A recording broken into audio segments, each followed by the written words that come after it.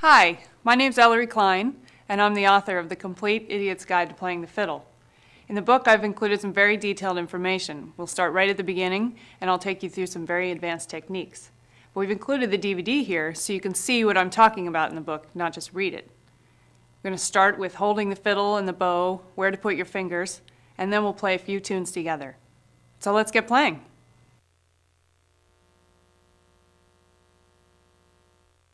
So before we get playing, there's a few things I like to do to set up my instrument.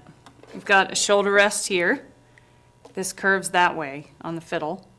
And you can turn these to adjust for the height of your neck, whether you got a short neck or a long neck. You're going to rosin the bow. Here's your cake of rosin. It's a form of processed pine sap. You take that, rub it right along the hairs of your bow from top to bottom, this way. How much you put on depends on how much you've played recently. So if you haven't played that much, you don't need that much. And lastly, we're going to tune it. I like to tune the strings in this order: A, D, G, and then E.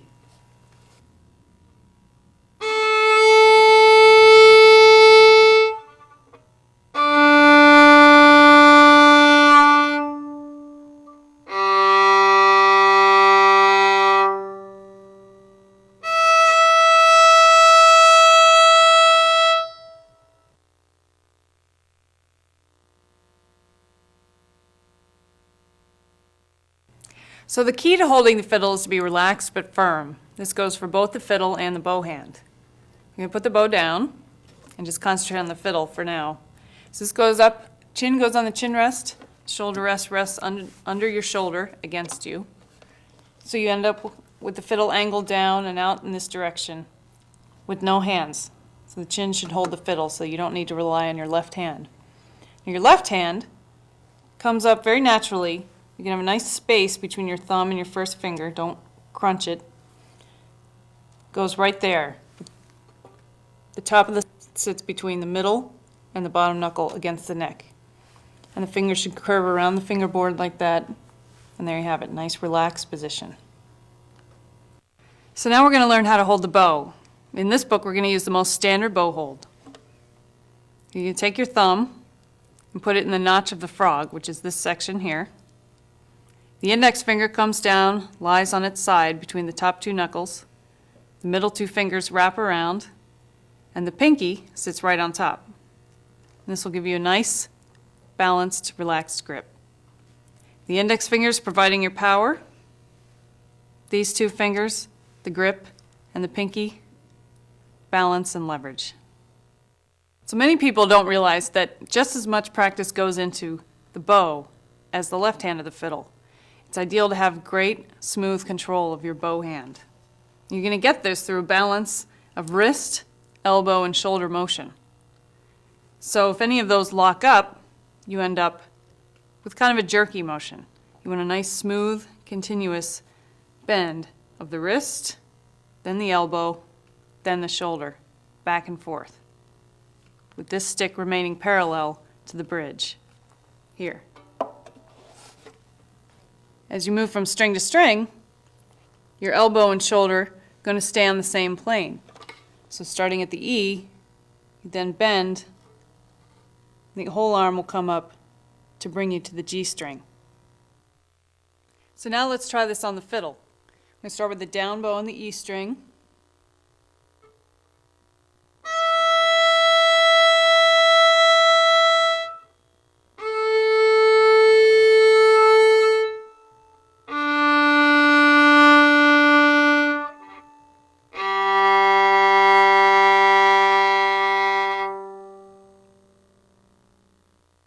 So now let's talk about the left hand of the fiddle. On the fiddle, there's no frets, which are those metal bars you see on a guitar, stringed instruments like that. Those give the exact pitch of the note that you need. But on the fiddle, as you go up and down this fingerboard, even the slightest bit can change the pitch of the note. So you need to figure out exactly where those fingers go. My first finger is my anchor. Once you figure out where that goes, the rest of the fingers will fall into place. You're going to press that finger down onto the string about 1.25 inches from the nut, there, about there. So now play D scale so you can see where your fingers would go in that key. starting with an open D.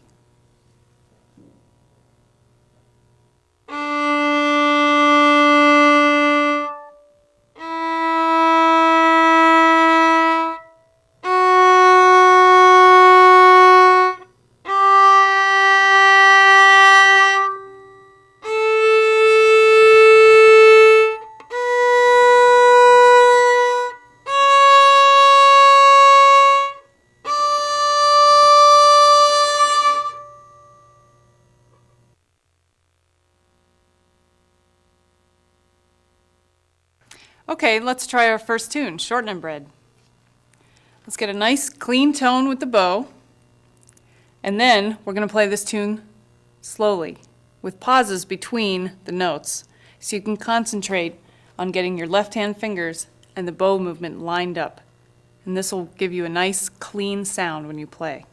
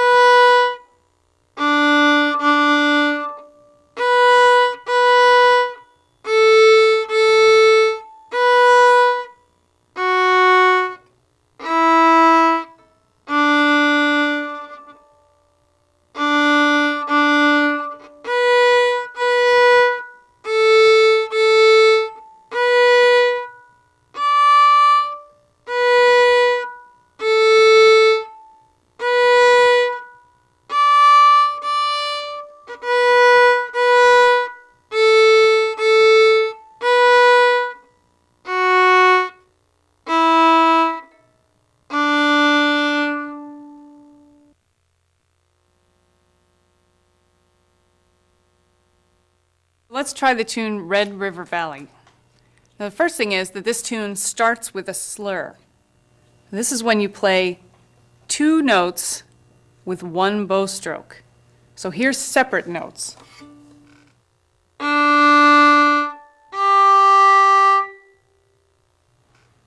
When Red River Valley starts, we're going to play those same two notes with a slur, like this.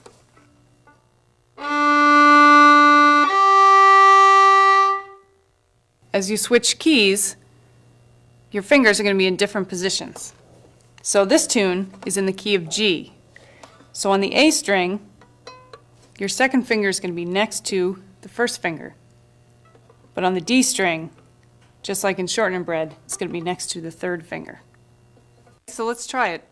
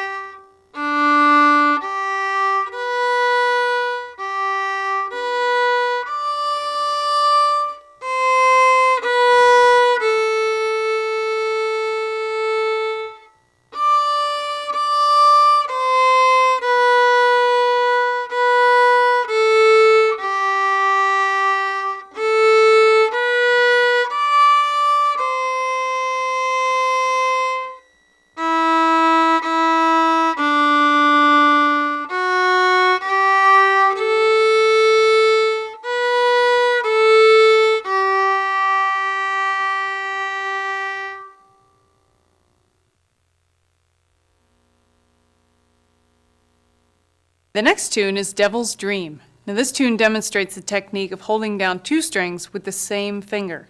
This is something you're going to use a lot in fiddle music. To do that, I've got first the first finger on the A string. To get onto both the A and the E, I would just lean that finger a little bit to the right, like that. So here's one string and two strings. One string, two strings. Let's try the passage in Devil's Dream that uses this technique.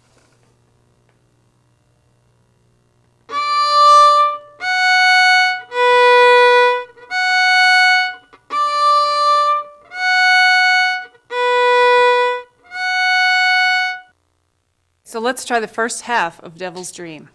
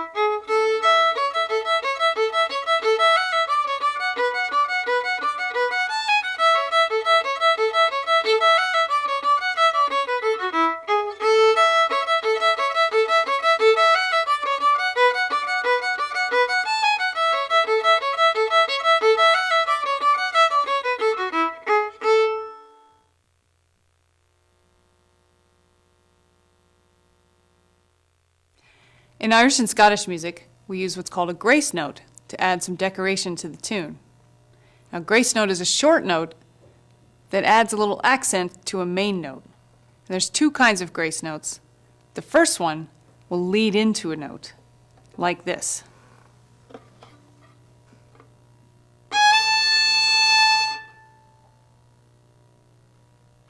So you can see I quickly move from the first note into the second note.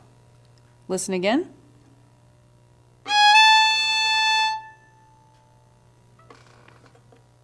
Now let's try that in the tune, High Road to Linton. I'm just going to play the first half of the A part.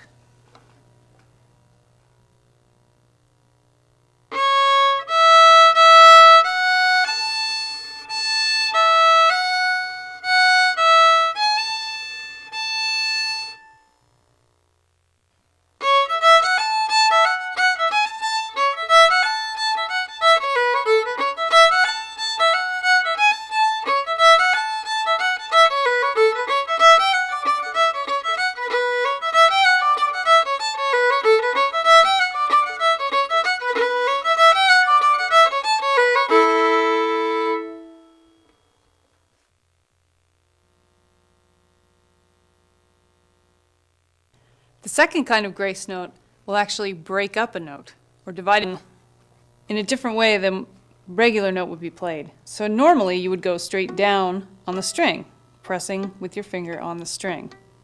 With a grace note that breaks up a note, you actually just want to bring your finger across the string like this. So you end up with this kind of sound. Say I've got an E and I'm going to play a grace note with my third finger. First finger, third finger.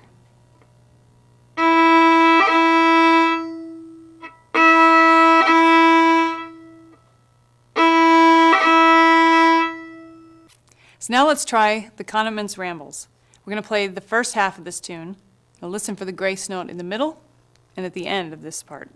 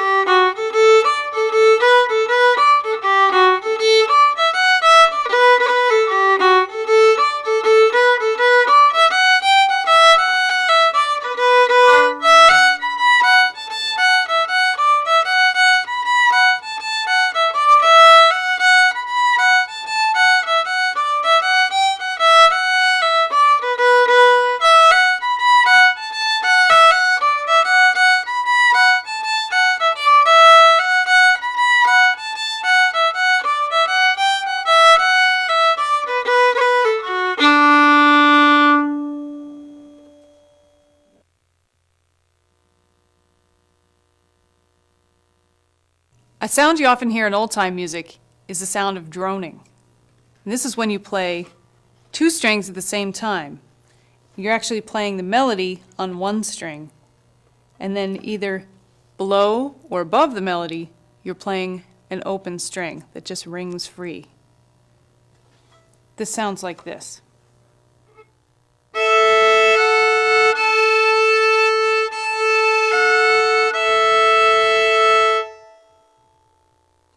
So that you can hear, as I play that, I'm on the E string using my fingers to make different notes. But the A string, there are no fingers. It just stays open.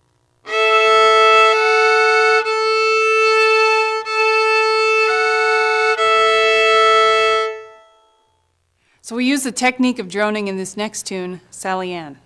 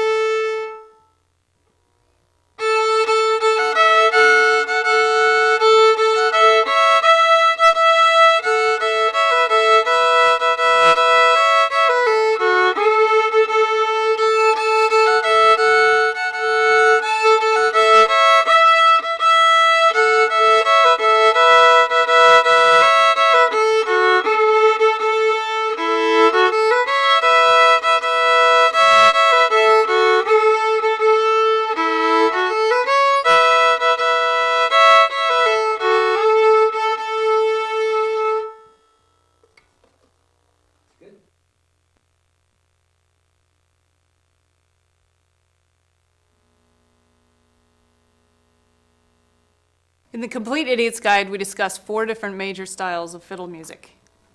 Each style of music usually has its own particular tunes that are associated with it. The tune Red-Haired Boy shows up in both the bluegrass and the Irish traditions. So I brought my friend Flynn Cohen here to help me demonstrate the difference between the tune when it's played bluegrass style or Irish style. We're going to start with the Irish style.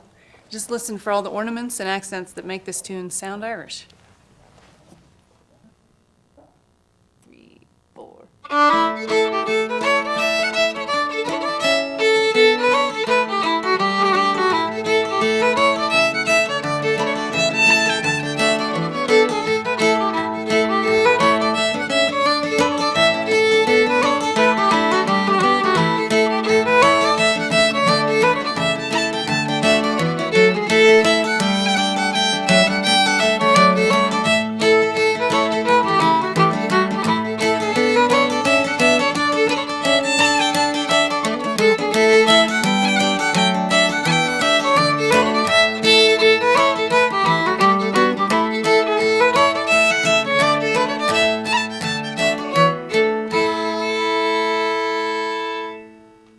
So now we're going to try the bluegrass version of this tune. In Irish, Scottish, and old-time music, everyone plays the tune together over and over. But in bluegrass music, the musicians actually trade off the melody.